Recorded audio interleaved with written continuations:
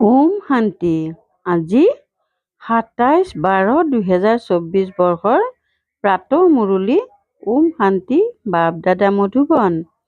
আজি বাবাই কৈছে, মৰমৰ সন্তানসকল, মায়া বৰ শক্তিশালী। মায়াৰ পৰা সাৱধানে থাকিবা। কেতিয়াও যাতে এইটো খেয়াল নাহে যে আমি ব্ৰহ্মাক নামানো, আমাৰতো পোনে পোনে শিৱ বাবাৰ লগত সম্পৰ্ক আছে।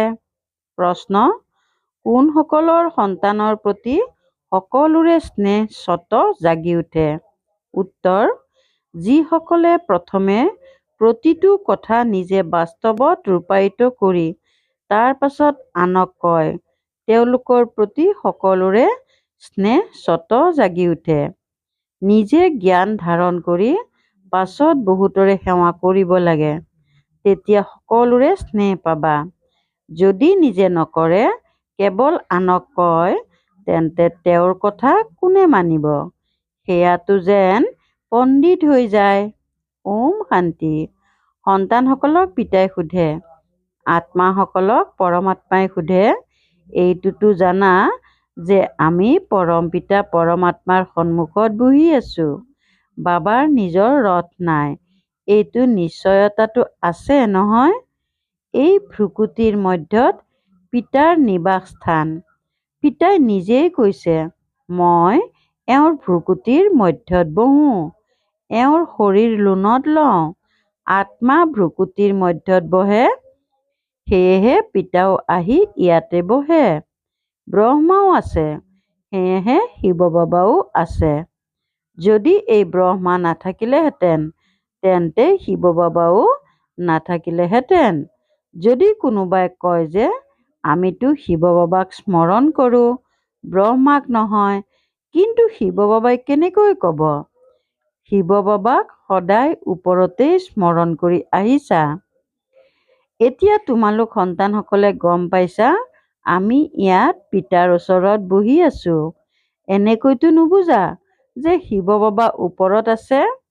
যেনেকৈ ভক্তি মাৰ্গত কৈছিলা শিৱ বাবা ওপৰত আছে, তেওঁৰ প্ৰতিমা ইয়াতে পূজা কৰা হয়। এইবোৰ অতিকৈ বুজিবলগীয়া কথা। তোমালোকে জানা পিতা জ্ঞানৰ সাগৰ, জ্ঞানবান, তেন্তে ক'ৰ পৰা জ্ঞান শুনাব? ব্ৰহ্মাৰ শৰীৰৰ দ্বাৰা শুনাই নহয়। বহুতে কয় আমি ব্ৰহ্মাক নামানো, কিন্তু শিৱ বাবাই কয়, এই মুখৰ দ্বাৰাই তোমালোকক কওঁ, মোক স্মৰণ কৰা। এয়া বোধ শক্তিৰ কথা নহয় জানো? ব্ৰহ্মাইতো নিজেই কয়, শিৱ বাবাক স্মৰণ কৰা। এওঁ জানো কয় যে মোক স্মৰণ কৰা? এওঁৰ দ্বাৰা শিৱ বাবাই কয়, মোক স্মৰণ কৰা।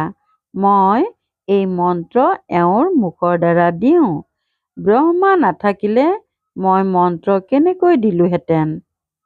ব্ৰহ্মা নাথাকিলে তোমালোকে শিৱ বাবাৰ সৈতে কেনেকৈ মিলিত হলাহেঁতেন? এনেকৈ মোৰ ওচৰত বহিলাহেঁতেন। ভাল ভাল মহাৰথীসকলৰো এনেকুৱা খেয়াল আহি যায় যে মায়াই মোৰ পৰা বিমুখ কৰাই দিয়ে। তেওঁলোকে কয় আমি ব্ৰহ্মাক নামানো, তেন্তে তেওঁলোকৰ কি গতি হ'ব? মায়া কিমান শক্তিশালী যে একদম মোকেই ঘূৰাই দিয়ে। এতিয়া তোমালোকে মুখ শিৱ বাবাৰ সন্মুখৰ ফালে কৰিছা। তোমালোক সন্মুখত বহি আছা, কিন্তু যিসকলে এনেকৈ ভাবে যে ব্ৰহ্মাটো একোৱেই নহয়, তেনেহলে তেওঁলোকৰ গতি কি হ'ব? দুৰ্গতি হৈ যাব। মনুষ্যটো আহ্বান জনায়, হে ঈশ্বৰ পিতা, তেন্তে ঈশ্বৰ পিতাই শুনে জানো? তেওঁলোকে কয়, হে মুক্তিদাতা আহক, তেওঁ জানো তাৰ পৰাই মুক্তি দিব? কল্পই কল্পই পুৰুষোত্তম সংগম যুগতহে পিতা আহে। যাৰ শৰীৰত আহে তেওঁকেই যদি প্ৰত্যাখ্যান কৰে, তেনেহলে কি বুলি কোৱা হ'ব? মায়াৰ ইমান বল আছে যে 1 নম্বৰৰ মূল্যহীন কৰি দিয়ে। এনেকুৱাও কোনো কোনো সেৱা কেন্দ্ৰত আছে। সেইবাবেতো পিতাই কয়, সাৱধান হৈ থাকা।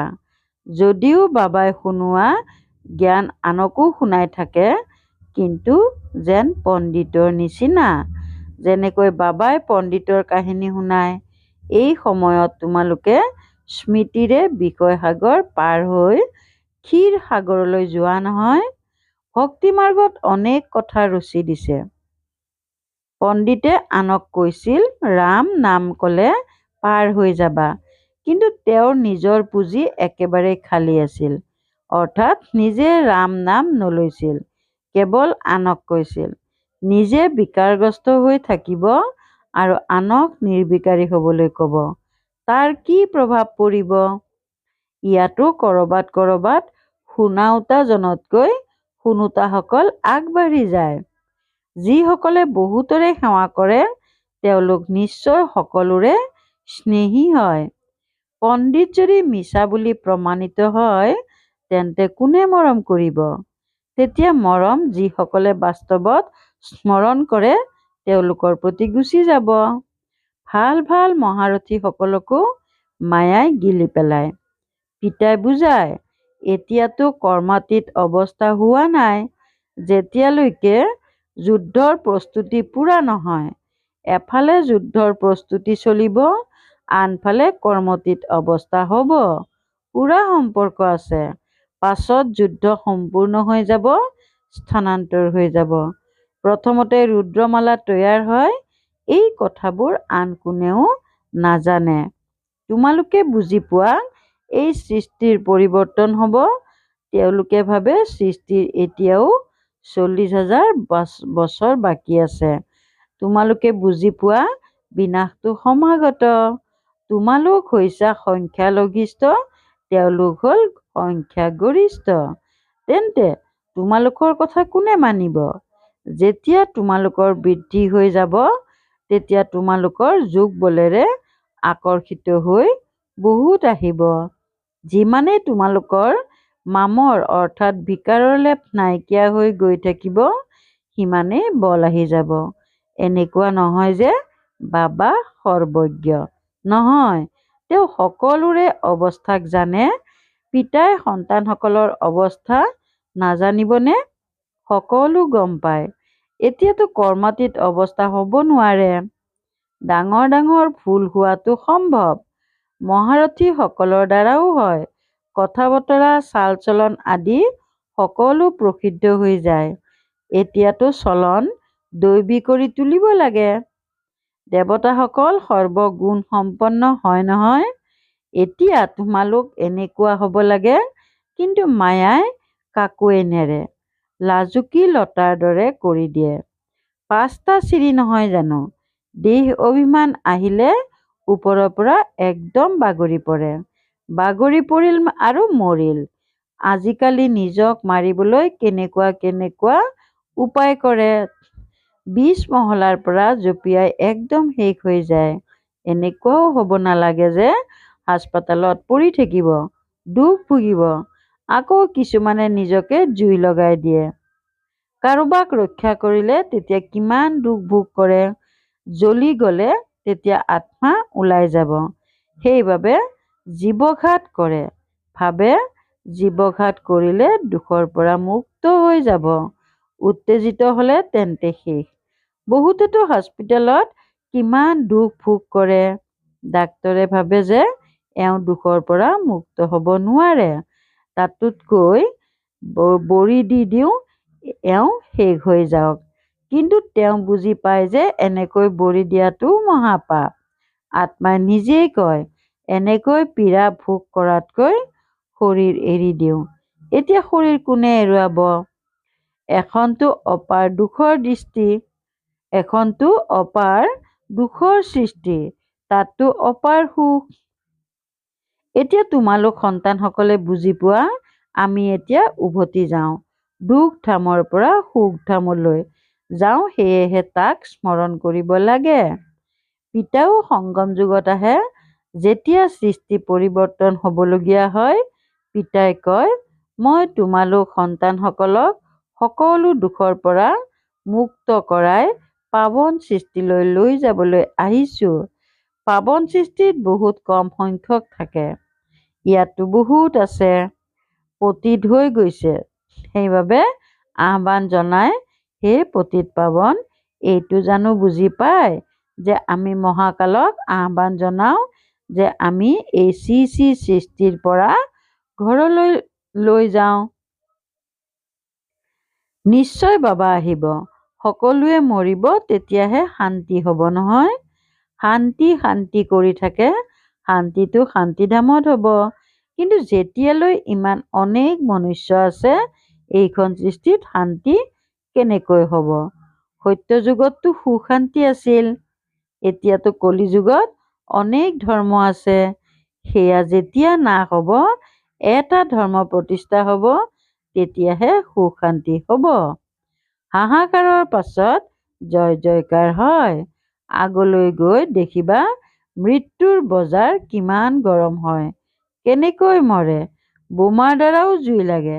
আগলৈ গৈ দেখিবা তেতিয়া বহুতে ক'ব যে সঁচাকৈয়ে বিনাশটো হ'বই।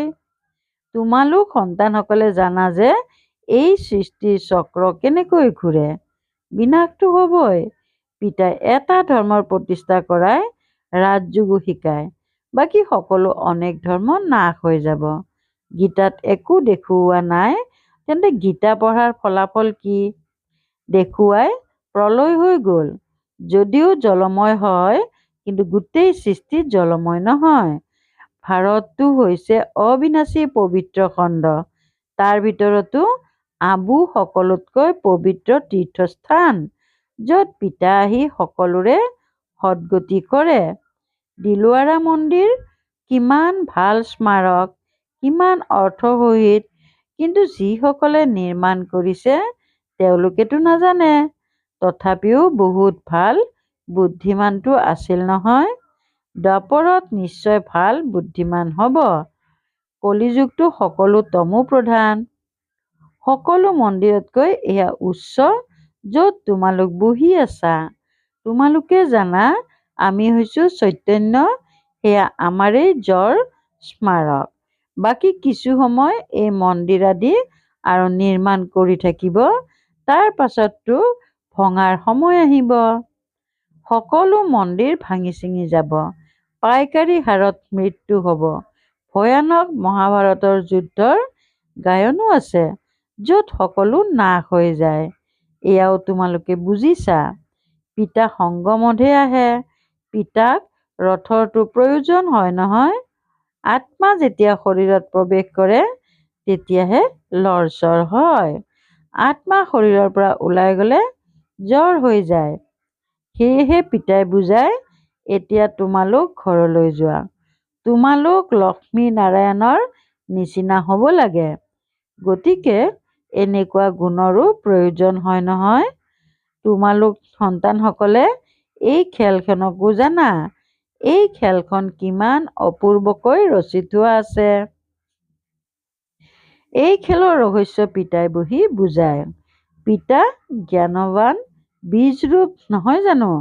পিতা আহিহে গোটেই বৃক্ষৰ জ্ঞান দিয়ে। ইয়াত কি কি হয়? তোমালোকে ইয়াত কিমান ভূমিকা পালন কৰিলা? আধা কল্প হৈছে দৈৱী ৰাজ্য, আধা কল্প হৈছে আসুৰী ৰাজ্য। যিসকল ভাল ভাল সন্তান, তেওঁলোকৰ বুদ্ধিত গোটেই জ্ঞান থাকে। পিতাই নিজৰ সমান শিক্ষক কৰি গঢ়ি তোলে। শিক্ষকো ক্ৰমানুসৰিয়েইতো হয়। বহুতো শিক্ষক হৈ আকৌ নষ্ট হৈ যায়। বহুতকে শিকাই নিজে নিঃশেষ হৈ যায়। সৰু সৰু ল'ৰা ছোৱালীৰ ভিন্ন ভিন্ন সংস্কাৰ থাকে। পিতাই বুজায়, ইয়াতেই যিসকল জ্ঞান ভালদৰে আহৰণ নকৰে, চাল চলন শুধৰণি নহয়, তেওঁলোক বহুতকে দুখ দিয়াৰ নিমিত্ত হৈ যায়। এয়াও শাস্ত্ৰত দেখুৱাইছে।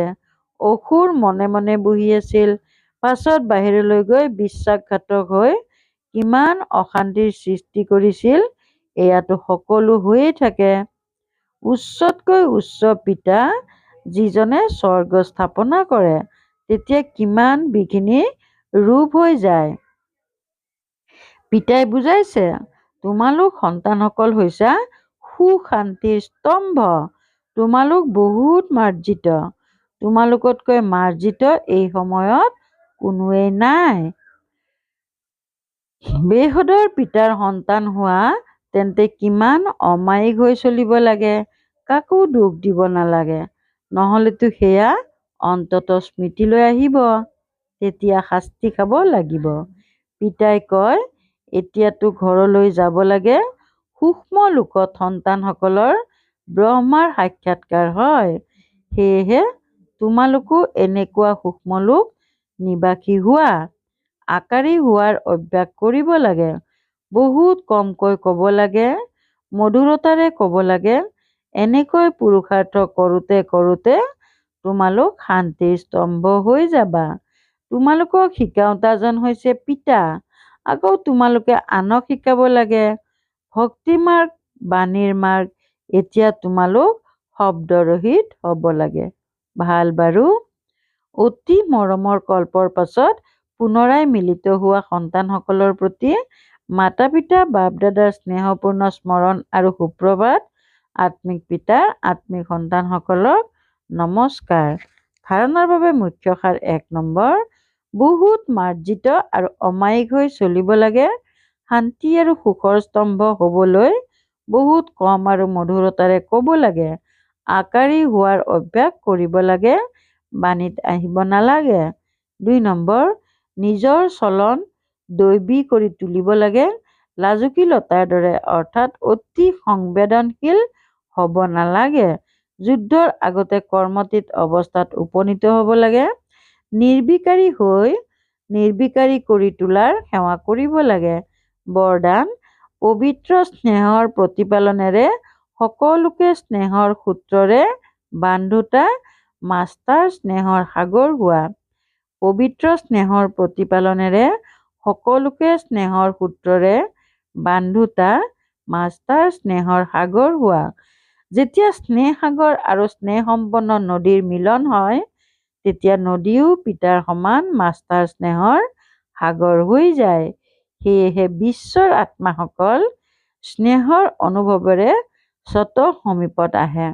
পবিত্ৰ স্নেহ বা ঈশ্বৰীয় পৰিয়ালৰ প্ৰতিপালনে চুম্বকৰ দৰে স্বতঃ প্ৰত্যেককে সমীপত লৈ আনে। এই ঈশ্বৰীয় স্নেহে সকলোকে সহযোগ কৰি আগবাঢ়ি যোৱাৰ সূত্ৰত বান্ধি দিয়ে। শ্লোগান, সংকল্প, বাণী, সময়, গুণ আৰু শক্তিসমূহৰ সম্পদ জমা কৰা, তেতিয়া সেইবোৰৰ সহযোগ পাই থাকিবা। সংকল্প, বাণী, সময়, গুণ আৰু শক্তিসমূহৰ সম্পদ জমা কৰা, তেতিয়া সেইবোৰৰ সহযোগ পাই থাকিবা। ওম শান্তি। সদায় সন্তুষ্ট হৈ থাকি সকলোকে সন্তুষ্ট কৰি সন্তুষ্টমণি হ'বলৈ আজিৰ অব্যক্ত সংকেত ফৰিস্তা হোৱা, অৰ্থাৎ সন্তুষ্ট হৈ থকা আৰু সন্তুষ্ট কৰা। যিয়েই নহওক, কোনোবাই তিৰস্কাৰ কৰক, কোনোবাই অস্থিৰ কৰিবলৈ চেষ্টা কৰক, সকলোতে সন্তুষ্ট। দাতাৰ সন্তান দাতা হোৱা, সেয়েহে কোনো কথাত অসন্তুষ্ট হ'ব নোৱাৰা। ওম শান্তি।